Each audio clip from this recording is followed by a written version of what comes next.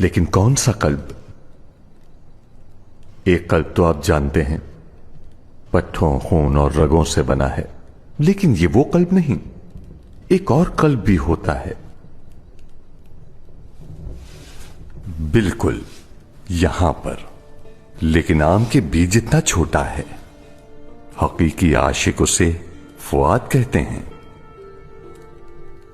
यानी हमारे कल्ब के अंदर कोई और कल्ब भी है? बिल्कुल शहजादे, वो कल्ब जो ज़मीर का महराब है। वो क्या करता है?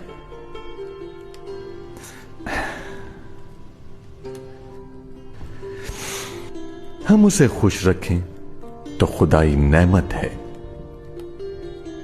और अगर उसे तोड़ दें तो रब की बड़ी कयामत है।